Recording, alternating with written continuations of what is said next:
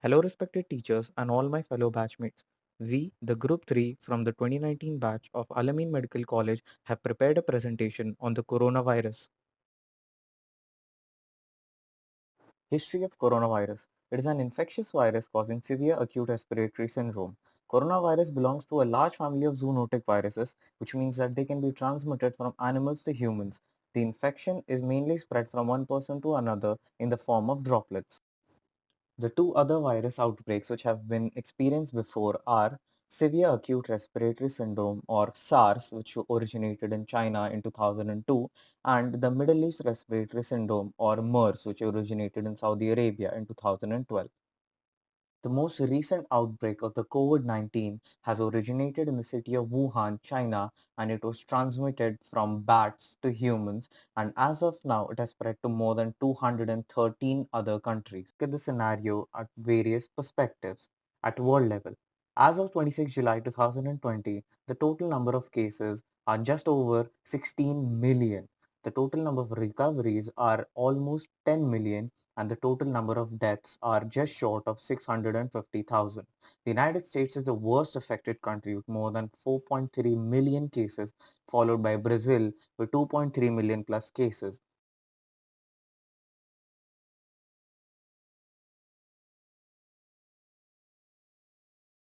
In India, according to the World Health Organization, as of 19 July 2020, there were 373,000 plus active cases. Around 677,000 people have been cured and there have been just short of 27,000 deaths.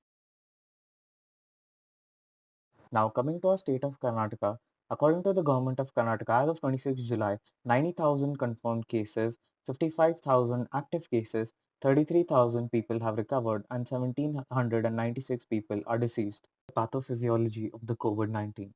These are enveloped single-stranded RNA viruses. The life cycle of the virus with the host consists of five following stages: attachment, penetration, biosynthesis, maturation, and release.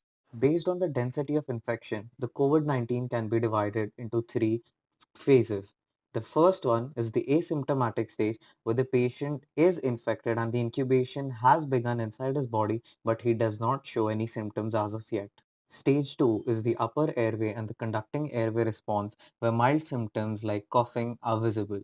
The stage 3, which is the hypoxia, ground glass infiltrates and progression to ARDS, in which the patient shows more severe symptoms such as those of pneumonia. COVID-19 and heart. When severe, COVID-19 is a systematic illness characterized by hyperinflammation, cytokine storm, and elevations of cardiac injury biomarkers. Coming to CNS, coronaviruses are neurotropic. The clinical presentations also include neurological symptoms such as vomiting, dizziness, headache, and delirium. Now, talking about the symptoms of coronavirus, the symptoms are non-specific and those infected may either be asymptomatic or develop flu-like symptoms. The symptoms may appear between 2 to 14 days, which is the incubation period of the virus. Common symptoms include respiratory symptoms, fever and cough, muscle pain, diarrhea, loss of appetite, headache, shortness of breath, and fatigue. Now, when do you seek medical attention? You do so if you find a person having trouble in breathing, persistent pain or pressure in the chest, inability to stay awake, and has bluish lips or face. Eye problems, and more importantly, loss of smell and taste. Usual symptoms of the COVID-19 include gastrointestinal symptoms, skin changes, confusion, especially in the older people. Now, coming to tests for COVID-19, there are two types of tests available, viral and antibody tests. Viral tests are taken under the concept of presence of viral or antigenic particles in the patient, and the tests available are PCR or the RT-PCR test. Antibody tests are done under the concept of presence of antibodies in the patient's bloodstream, and the blood test or the rapid kit tests are used. The PCR or the RT-PCR governs over the genetic coding of the virus. The viral single-stranded RNA is converted into a double-stranded segment, which is then amplified into many copies and then probes are utilized.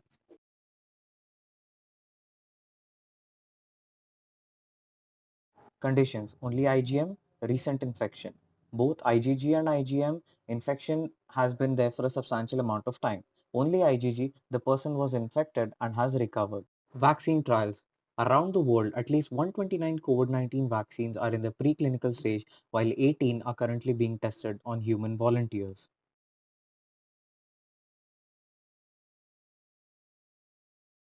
Vaccine trials in India. The first one is the Covaxin. This is India's first indigenous COVID-19 vaccine.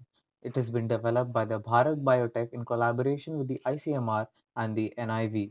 Oxford Covishield.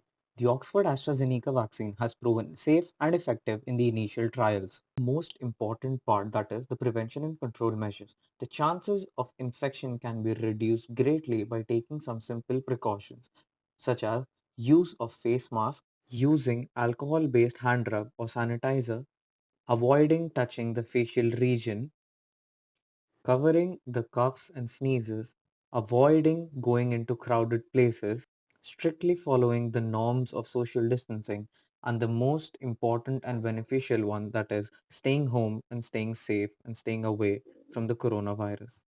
The role of different corona warriors. At this time of crisis, all of us are highly indebted to all of the corona warriors.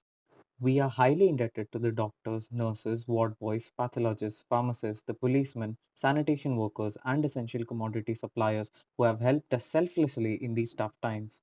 Despite their efforts, they are being heard abuses and being ousted from their homes for coming in contact with the infected. Yet, they are determined to keep serving us selflessly. Some of the corona warriors, such as Meenal Dhakwe Bhosle, a virologist who gave India its first coronavirus testing kit. Mahita Nagaraj, who started Caremongers India to provide medicines and groceries to the needy. Captain Swati Rawal, an airplane commander who brought back 263 Indians stranded in Italy, and Dr. Shifa Mohammed, who chose duty over her own marriage. The coronavirus pandemic is not just about the virus itself.